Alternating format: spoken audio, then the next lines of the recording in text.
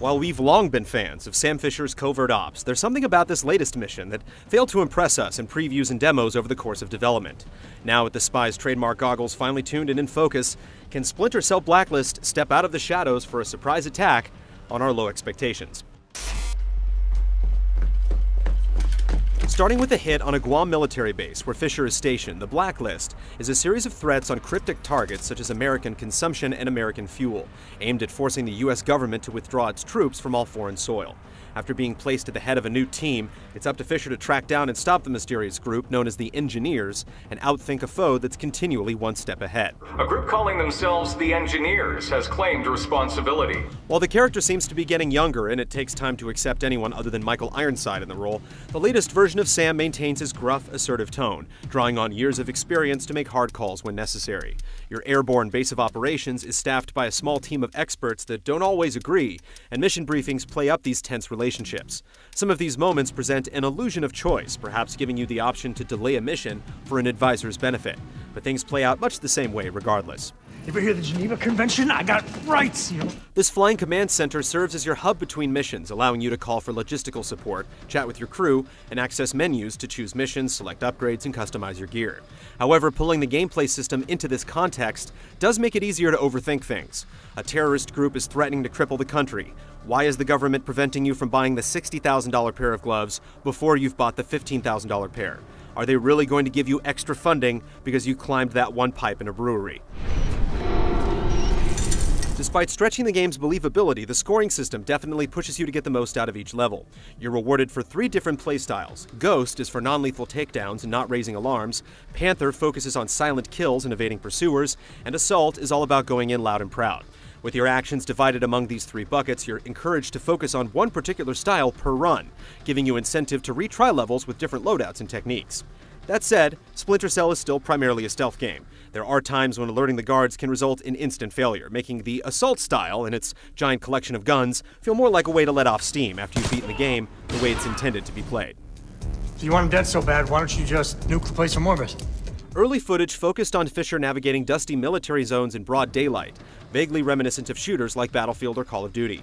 There's still plenty to do in the dark, however, and there's a strong sense of diversity as you navigate a range of different environments, including a mansion in South America, rainy London streets, and speeding trains.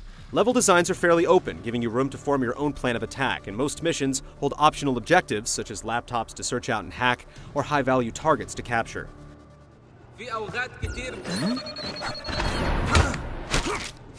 How much is Coben worth to you? Much of the Splinter Cell gameplay remains the same, shooting out the lights, watching patrol patterns, and hanging from the ceiling to get the drop on enemies. One thing that's changed is that the game isn't as focused on sound. By consequence, the tedium of moving extremely slowly has been eliminated. Instead, it's about waiting for the right moment to quickly slip from cover to cover, with a clear HUD aiding you as you plot your course. Dad. How'd you know it was me? Nobody else comes up on caller ID as redacted. Numerous tools and gadgets are at your disposal. Sam's trademark goggles give you a couple ways to see in the dark, and you can distract guards with a noisemaker or a conspicuously placed body, or knock them out with stun guns or sleeping gas. At times, you'll even have access to a small tri-rotor helicopter capable of scouting out the area ahead or stunning someone from afar. The mark and execute system from Splinter Cell Conviction returns, but is presented merely as an option. You can choose to ignore it or simply use it to mark and track enemy movements. In fact, if you're focused on pursuing the Ghost playstyle, you'll reap greater rewards by slipping past the guards completely, rather than knocking them out. Can you hear me? Blacklist is a fairly lengthy game, with about a dozen campaign missions, most lasting 45 minutes to an hour. On top of this are another dozen optional missions requested by your staff. Most of these can be played alone or with a co-op partner, although a few are co-op only. While these levels tend to be shorter, there's generally less margin for error, requiring more careful planning, or at least more attempts to get it right. Working with someone else certainly takes a bit more patience, but putting a plan together and coordinating your movements for a clean result is a greatly satisfying experience. There are also times when you'll take markedly different roles as one of you takes command of a UAV to cover the other player from the skies. Grim, I'm taking control of the UAV. All yours, Sam. In addition to the solid single-player and co-op missions, Blacklist also brings back the series' acclaimed Spies vs. Mercs multiplayer. Mercs play in first person with heavy weapons and limited mobility, while the more vulnerable spies can climb to higher ground, crawl through vents, and perform stealth takedowns. The specific strengths and weaknesses vary based on which mode you select. The classic 2-on-2 will be most familiar to fans of Pandora tomorrow, putting flashlights in Mercs' hands and leaving spies without lethal firepower as they attempt to infiltrate and hack computers.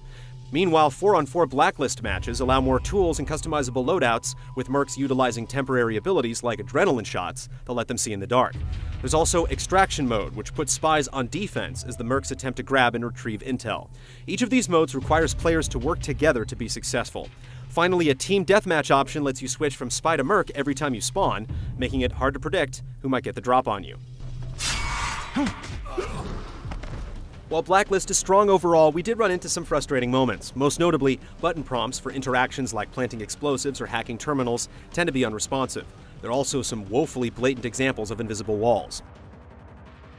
One of our players got stuck to a window frame, and a dash of bravado found us locked in an elevator.